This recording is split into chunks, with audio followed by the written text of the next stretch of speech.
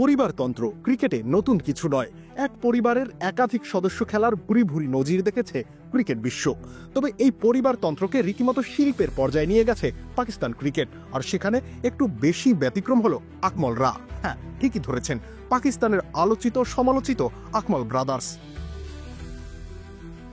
সবাই জানেন কামরান, উমর ও আদনান আকমল তিন ভাই পাকিস্তানের হয়ে খেলেছেন, কিন্তু এর বাইরেও এই পরিবারের আর একজন আছেন পাকিস্তান ক্রিকেটে। তিনি হলেন বাবর আজম।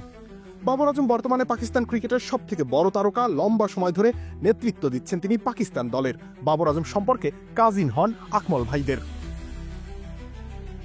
উমর আর কামরান দুই ভাই বিয়ে করেছেন সাবেক দুই টেস্ট ক্রিকেটারের মেয়েকে, এটাও তো একটা রেকর্ড।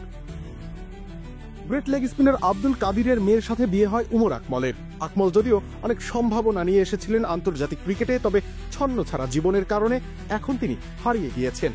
উমরের শ্যালক মানে কাদিরের ছেলে উসমান কাদিরও লেগ স্পিনার, পাকিস্তানের হয়ে অভিষেকও হয়েছে তার। এই উসমান কাদিরের আবার অস্ট্রেলিয়ার হয়ে খেলারও সম্ভাবনা ছিল, ওয়েস্টার্ন অস্ট্রেলিয়ার হয়ে অভিষেকও হয়ে যায় তার।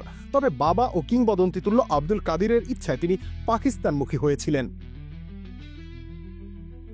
আবার কামরান ভাইদের আলোচনায় ফেরা যাক। কামরানের শ্বশুর হলেন সাবেক পাকিস্তানি ওপেনার মোহাম্মদ ইলিয়াস। তিনি 1964 থেকে 1969 সালের মধ্যে পাকিস্তানের হয়ে 10টি টেস্ট খেলেছেন, একটা সেঞ্চুরি এবং দুটো হাফ সেঞ্চুরিও করেছেন। এখানেই শেষ নয়, কামরানের ভাইরা ভাই হলেন ইমরান ফরহাদ, সাবেক পাকিস্তানি ওপেনার। ইমরান ফরহাদ ছিলেন স্টাইলিশ ব্যাটার। 12 বছর জাতীয় দলে খেললেও বড় একটা সময় ছিলেন যাওয়া আসার মধ্যে। সর্বশেষ খেলেছেন 2013 সালে।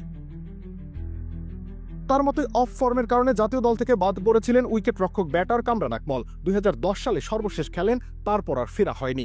মজার ব্যাপার হলো দুই ভাইরা ভাই মানে কামরান আর ইমরান পাকিস্তানের হয়ে একসাথে খেলেছেন। অবশ্য পাকিস্তানের হয়ে একসাথে খেলেছেন এমন ভাইরা ভাই জুটি আরও একটা আছে, তারা হলেন সেলিম মালিক ও ইজাজ আহমেদ। 90-এর দশকের ক্রিকেটের ভক্ত যারা, তারা নিশ্চয়ই এই নাম দুটোকে মনে করতে পারবেন। রবিউল ইসলাম রনি, খেলা 71।